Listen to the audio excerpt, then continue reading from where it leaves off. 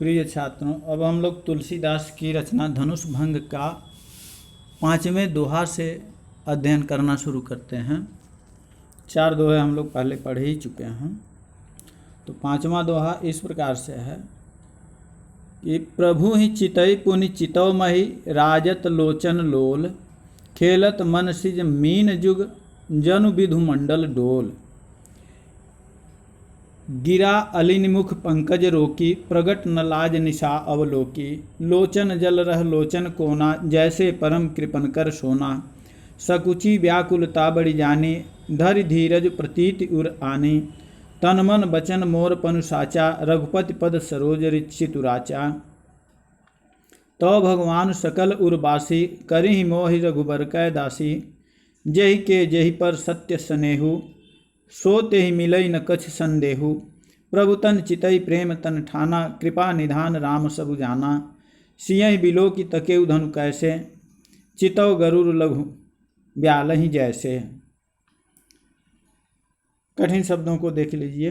प्रभु माने श्री रामचंद्र जी को, चितई माने देख करके, पुनि माने फिर से, राजत माने सुशोभित हो रहे हैं, मीन माने मछलियाँ, और मनसिज माने कामदेव। विधु मंडल यानी चंद्र मंडल रूपी। विधु माने चंद्रमा और मंडल माने मंडल, चंद्र मंडल रूपी। डोल माने डोल, डोल में। गिरा माने वाणी, और अलिन माने भ्रमरी। मुख पंकज यानी मुख रूपी कमल ने, और निशा माने रात्रि। विलोकी माने प्रगट, और कृपन माने कंजूस, कृपन माने कंजूस। और सकुची माने सकुचा गई। जानी माने जान करके, धरि माने धारण करके, और प्रतीति माने विश्वास। मोर माने मेरा, और पनु माने प्रण। साचा माने सच्चा, और पद माने चरणों में। तो संदर्भ है इसका प्रस्तुत अवतरण हमारी पाठ्य पुस्तक काव्य संकलन यानी काव्य हिंदी के काव्य खंड में धनुष भंग शीर्षक से उद्धृत किया गया है। इसके रचयिता महाकवि तुलसीदास जी हैं। धनुष यज्ञ के मांगलिक अवसर पर जब धनुष तोड़ने में सभी राजा असफल हो गए हैं, तो अंत में श्री रामचंद्र जी मंच पर पहुंचते हैं। तो सीता जी उनकी सफलता के लिए सभी देवी देवताओं से विनती करती हैं। श्री रामचंद्र जी सीता जी को देखकर उनकी व्याकुलता को जान लेते हैं, समझ लेते हैं। कह रहे प्रभु ही चितई पुनि चितौ मही, राजत लोचन लोल। खेलत मन सिज मीन जुग जनु विधु मंडल डोल। यानी तुलसीदास जी कहते हैं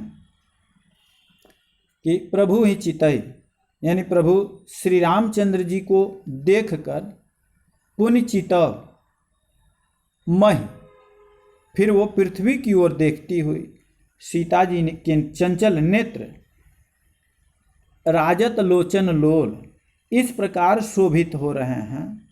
यानी कह रहे हैं कि प्रभु श्री रामचंद्र जी को देखकर फिर पृथ्वी की ओर देखती हुई सीता जी के चंचल नेत्र इस प्रकार से सुशोभित हो रहे हैं, मानो खेलत मन सिज मीन जुग जनु विधु मंडल डोल, कि मानो चंद्रमंडल रूपी डोल में कामदेव की 2 मछलियाँ आपस में अटखेलियाँ कर रही हैं या खेल रही हैं।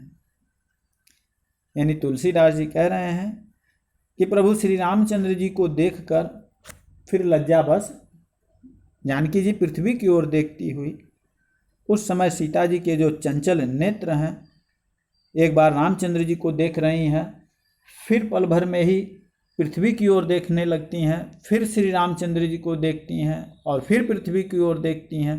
तो इस प्रकार से उनके चंचल नेत्र ऐसे शोभायमान हो रहे हैं कि मानो चंद्रमंडल रूपी डोल में कामदेव की 2 मछलियाँ अटखेलियाँ कर रही हैं, खेल रही हैं।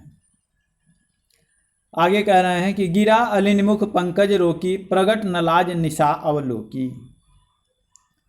कह रहे हैं कि सीता जी की गिरा अलिनिमुख पंकज रोकी, यानी सीता जी की वाणी रूपी भ्रमरी को उनके मुख पंकज रोकी, उनके मुख रूपी कमल ने रोक रखा है। रोकी माने रोक रखा है, यानी सीता जी की वाणी रूपी भ्रमरी को उनके मुख रूपी कमल ने रोक रखा है। प्रगट न लाज निशा अवलोकी, कह रहे हैं कि लाज रूपी रात्रि को देखकर वह प्रकट नहीं हो रही है।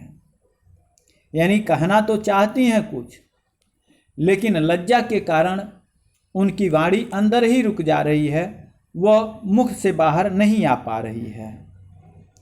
लोचन जल रह लोचन कोना, जैसे परम कृपन कर सोना। लोचन जल, लोचन माने नेत्रों का, जल माने जल, रह लोचन कोना, यानी नेत्रों के कोने में ही रह जाता है। यानी आँखों का जल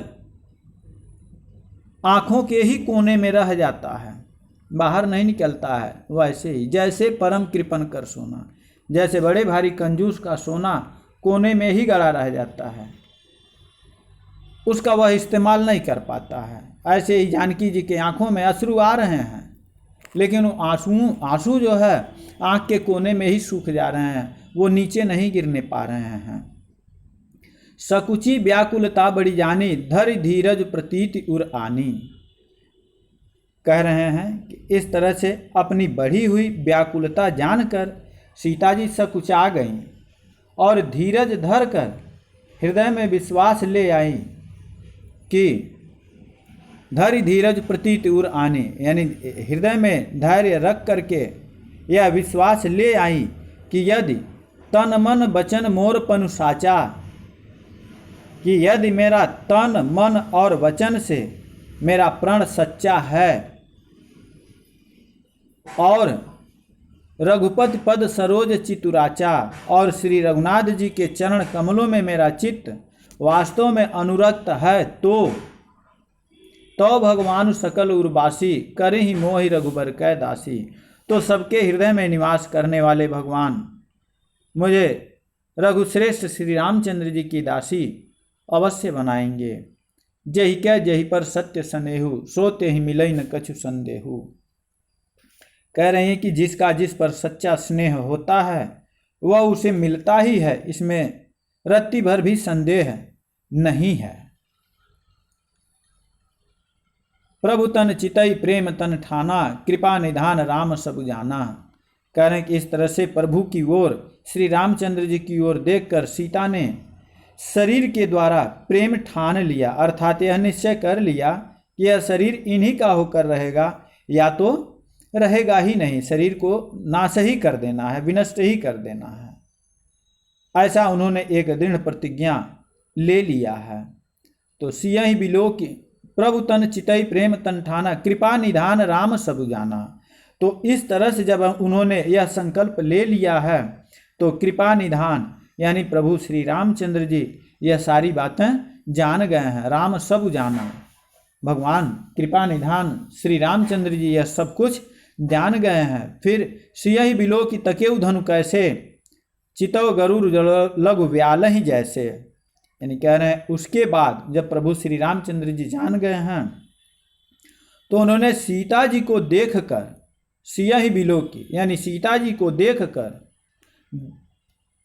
तकेउ धनु कैसे यानी धनुष की ओर वैसे ही ताका जैसे चितव गरुड़ लघु व्याल ही जैसे, यानी जैसे गरुड़ जी छोटे से सांप की ओर देखते हैं। यानी कह रहे हैं सीता जी की इतनी व्याकुलता बढ़ी हुई है और सीता जी ने जब यह प्रतिज्ञा ले ही लिया कि अगर मैं बनूंगी तो श्री राम की ही दासी बनूंगी, नहीं तो अपने आप को समाप्त कर दूंगी, इस शरीर को समाप्त कर दूंगी, यह सारे भाव प्रभु श्री रामचंद्र जी जान जाते हैं। उसके बाद उन्होंने सीता जी को देखकर धनुष की ओर ऐसे देख रहे हैं कि जैसे गरुड़ जी छोटे से सांप की ओर देखते हैं। तुलसीदास जी की भाषा अवधी भाषा है और शैली प्रबंधात्मक है, छंद में दोहा एवं चौपाई है, रस करुण रस है, अलंकार उपमा और रूपक है। एक बार फिर इसको देख लीजिए आप। तुलसीदास जी कहते हैं कि प्रभु श्री रामचंद्र जी को देखकर फिर पृथ्वी की ओर देखती हुई सीता जी के चंचल नेत्र इस प्रकार से सुशोभित हो रहे हैं मानो चंद्रमंडल रूपी डोल में कामदेव की दो मछलियां खेल रही हों। सीता जी वाणी रूपी भ्रमरी को उनके मुख रूपी कमल ने रोक रखा है। सीता जी की वाणी रूपी भ्रमरी को उनके मुख रूपी कमल ने रोक रखा है। लाज रूपी रात्रि को देखकर वह प्रकट नहीं हो रही है। नेत्रों का जल नेत्रों के कोने में ही रह जा रहा है। ठीक वैसे ही जैसे बड़ा भारी कंजूस का सोना कोने में ही गड़ा रह जाता है, उसके उपयोग में नहीं हो पाता है, वो उपयोग में करता ही नहीं है, लाता ही नहीं है। अपनी बढ़ी हुई व्याकुलता जानकर सीता जी सकुचा गई हैं और धीरज धरकर हृदय में विश्वास ले आई कि यदि तन मन और वचन से मेरा प्रण सच्चा है और श्री रघुनाथ जी के चरण कमलों में मेरा चित्त वास्तव में लगा है, अनुरक्त है, तो सबके हृदय में निवास करने वाले भगवान मुझे रघुश्रेष्ठ श्री रामचंद्र जी की दासी अवश्य बनाएंगे। क्योंकि कहा गया है कि जिसका जिस पर सच्चा स्नेह होता है वह उसे मिलता ही है, इसमें कुछ भी संदेह नहीं है। प्रभु की ओर देखकर सीता जी ने शरीर के द्वारा ही प्रेम ठान लिया, अर्थात यह निश्चय कर लिया कि यह शरीर इन्हीं का होकर रहेगा या तो रहेगा ही नहीं। कृपा निधान श्री रामचंद्र जी ये सब कुछ जान गए। उन्होंने सीता जी को देखकर धनुष की ओर वैसे ही देखा जैसे गरुण जी छोटे से सांप की ओर देखते हैं। आगे कह रहे हैं कि लखन लखेउ रघुवंश मणि ताकेउ हर को दंड पुलक ज्ञात बोले वचन चरण चापि ब्रह्मांड दिस कुंजरहु कमठ अहिकोला धरहु धरन धरि धीर न डोला राम चहहि शंकर धनु तोरा हो सजग सुनि आयसु मोरा चाप समीप राम जब आए नर नारिन सुर सुकृत मनाए सबकर संसव अरु अज्ञानु मंद महीपन कर अभिमानु भृगुपति केरि गर्भ गरु आई सुर मुनि बरन केरि अकदराई सिय कर सोचु जनक पछतावा रानिन कर दारुण दुख दावा शंभु चाप बड़ बोहित पाई चढ़े जाई सब संगु बनाई राम बाहुबल सिंधु अपारु चहत पारु नहीं को कढ़ारू। यानी प्रस्तुत अवतरण हमारी पाठ्य पुस्तक हिंदी के काव्य खंड में संकलित धनुष भंग शीर्षक से अवतरित किया गया है। इसके रचयिता गोस्वामी तुलसीदास जी ही हैं। धनुष यज्ञ के मांगलिक अवसर पर श्री रामचंद्र जी द्वारा धनुष भंग के अवसर पर सभी उपस्थित लोगों के मन स्थिति का वर्णन है। यहाँ पर कहना है लखन लखेउ रघुवंश मणि ताकेउ हर को दंड। तुलसीदास जी कहते हैं कि इधर जब श्री रामचंद्र जी सीता जी की ओर देखें और उसके बाद धनुष की ओर ऐसे देखे हैं जैसे गरुड़ पक्षी जो है एक छोटे से सांप की ओर देखता है। तो जब लक्ष्मण जी देखते हैं, तो जब लक्ष्मण जी ने देखा कि रघुकुल मणि श्री रामचंद्र जी ने शिव जी के धनुष की ओर ताका है। लखन लखेउ रघुवंश मणि ताकेउ हर को दंड। हर माने शिव जी के और दंड माने धनुष को, ताकेउ माने देखते हैं। यानी लक्ष्मण जी ने देखा कि रघुकुल मणि यानी प्रभु श्री रामचंद्र जी ने शिव जी के धनुष की ओर ताका है। तो पुलक ज्ञात बोले वचन, तो वे शरीर से पुलकित हो जाते हैं। और चरण चापि ब्रह्मांड, और पूरे ब्रह्मांड को अपने चरणों से दबाकर इस प्रकार से कहते हैं। यानी तुलसीदास जी कहते हैं कि इधर जब लक्ष्मण जी ने देखा कि रघुकुल मणि प्रभु श्री रामचंद्र जी ने शिव जी के धनुष की ओर ताका है, देखा है, तो वे शरीर से पुलकित होकर ब्रह्मांड को चरणों से दबाकर इस प्रकार बोलते हैं। इस प्रकार उन्होंने वचन कहा कि दिस कुंजरहु कमठ यही कोला धरहु धरन धरि धीर न डोला। कह रहे हैं कि हे दिग्गजों, हे कच्छप कमठ, हे शेषनाग, हे वाराह,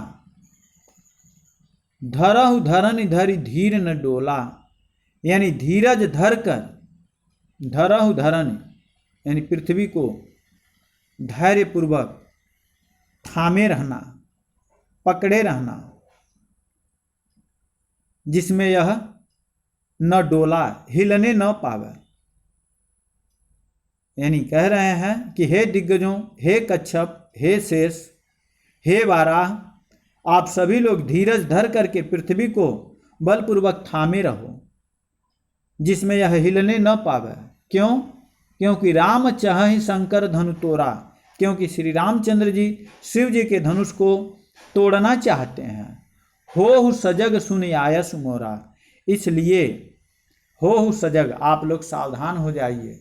सुन आयस मेरा मोरा, यानी मेरी आज्ञा सुन करके, यानी कह रहे हैं कि हे दिग्गजों, हे कच्छप, हे शेषनाग, हे वाराह, आप लोग धीरज धर करके पृथ्वी को थामे रहिए, जिसमें यह हिलने न पावे, क्योंकि प्रभु श्री रामचंद्र जी शिव जी के धनुष को तोड़ना चाहते हैं। मेरी आज्ञा सुनकर सभी लोग सावधान हो जाइए। चाप समीप रामु जब आए, नर नारिन सुर सुकृत मनाए। आगे कह रहे हैं कि श्री रामचंद्र जी जब चाप समीप रामु जब आए, जब धनुष के समीप आए, तब नर नारिन सुर सुकृत मनाए, तब सब स्त्री पुरुषों ने देवताओं और पुण्यों को याद किया, मनाया। सबकर संसव अरु अज्ञानु, मंद महीपन कर अभिमानु। कह रहे हैं सबका संदेह और अज्ञान, मंद महीपन कर अभिमानु, नीच राजाओं का अभिमान। भृगुपति केरी गर्भ गरुआई, परशुराम जी के गर्भ की गुरुता। भृगुपति यानी परशुराम जी के अहंकार की गुरुता, गर्भ की गुरुता। सुर मुनि बरन केरी कदराई, देवता और श्रेष्ठ मुनियों की कातरता या भय। सियकर सोच जनक पछतावा, सीता जी की सोच और जनक जी का पश्चाताप। रानीन कर दारुण दुख दावा, और रानियों के दारुण दुख का दावा नल। शंभु चाप बड़ बोहित पाई, ये सब शिव जी के धनुष रूपी बड़े जहाज को पा करके, शंभु चाप बड़ बोहित पाई, चढ़े जाई सब संग बनाए। समाज बनाकर उस पर जा चढ़े हैं, जा बैठे हैं। राम बाहुबल सिंधु अपारू, चहत पारू नहीं को कड़हारू। यानी ये श्री रामचंद्र जी की भुजाओं के बल रूपी अपार समुद्र के पार जाना चाहते हैं, परंतु कोई केवट नहीं है जो इनको उस पार ले जा सके। यानी तुलसीदास जी कहते हैं कि इधर जब लक्ष्मण जी ने देखा कि रघुकुल मणि श्री रामचंद्र जी ने शिव जी के धनुष की ओर ताका है, तो वे शरीर से पुलकित होकर ब्रह्मांड को अपने चरणों से दबाकर इस प्रकार से बोले कि हे दिग्गजों, हे कच्छप, हे शेष, हे वाराह, आप सभी लोग धीरज धर कर पृथ्वी को थामे रहना, जिसमें यह हिलने न पाए, क्योंकि श्री रामचंद्र जी शिव जी के धनुष को तोड़ना चाहते हैं। मेरी आज्ञा सुनकर आप सभी लोग सावधान हो जाओ। इधर श्री रामचंद्र जी जब धनुष के समीप आते हैं, तब सब स्त्री पुरुषों ने देवताओं और पुण्यों को मनाया।